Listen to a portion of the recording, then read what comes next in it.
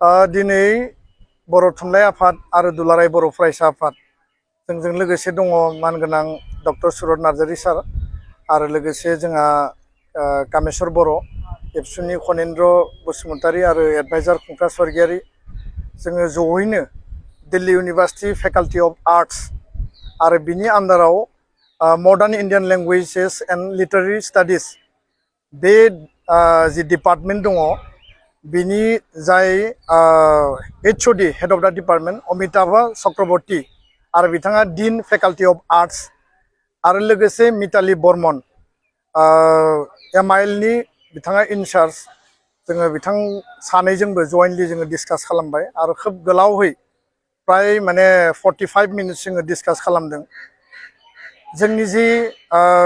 दाबि बे दाबिया जाबाय दिल्ली इउनिभार्सिटीनि आन्दाराव बर' डिपार्टमेन्ट बर' साबजेक्ट स्टार्ट खालामनानै दिल्ली इउनिभार्सिटीआव फरायनाय गासै जोंनि बर' स्टुडेन्टफोरनि जि मोनसे MIL साबजेक्ट लानांगौ बा एबिलिटि एनहेन्सिं जि कर्स दङ बेखौ साबजेक्ट हिसाबै जि फरायनो मोननायनि जि स्कप बेनि सायाव जों गोथौ आरो गुवारै सावरायो आरो बिथांमोनजों मोननै दिगाव स्पष्टयै सावरायनाय जाबाय जे एबिलिटि एनहेन्सिं कर्सआव जायफोरा हाई स्कुल लेभेलसिम बर' मिडियामजों फरायदों बा कलेज आरो गुबुन लेभेलाव हायार सेकेन्डारि लेभेलाव बर' MIL दंखायोमोन बिथांमोननि थाखायबो स्कप दङ आरो जायफोरा अल्टारनेटिभ इंलिश बा गुबुन गुबुन लादोंमोन नाथाय बिथांमोना बर' रायज्लायनो रोङोबा फरायो बे स्टुडेन्टफोरनि थाखायबो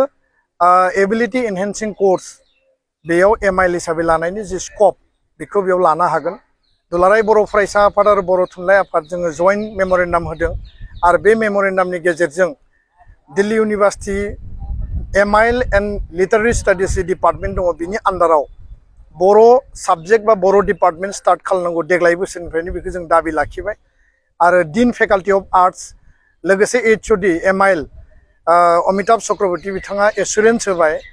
आरो इनचार्ज मिताली बर्मन बिथाङाबो एसुरेन्स होबाय जे फैगौ 11 तारिख आगस्टआव बिथांमोननि एकाडेमिक काउन्सिल दङ आरो मोनसे स्टेन्डिं काउन्सिल जागोन बेयाव दिनैनि मेम'रेन्डामखौ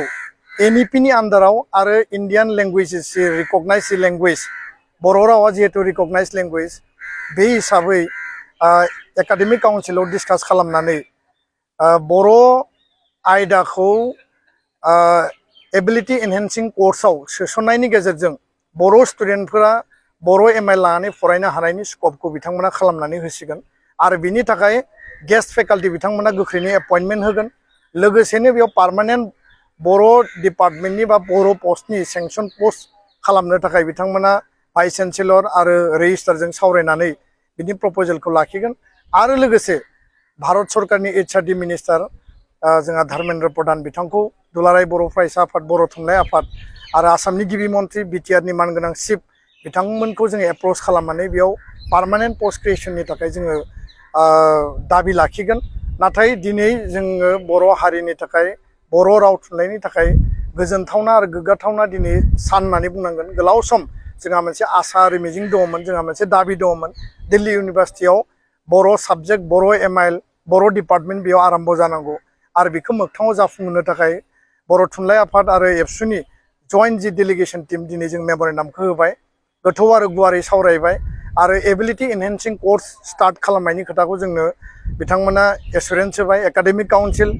आरो स्टेन्डिं काउन्सिलाव डिसिसन लानायनि खोथाखौ जोंनो स्पष्टयै बुंबाय आरो उननि समाव जयेन्टलि बर' थुनलाइ आफाद दिल्ली इउनिभार्सिटीनि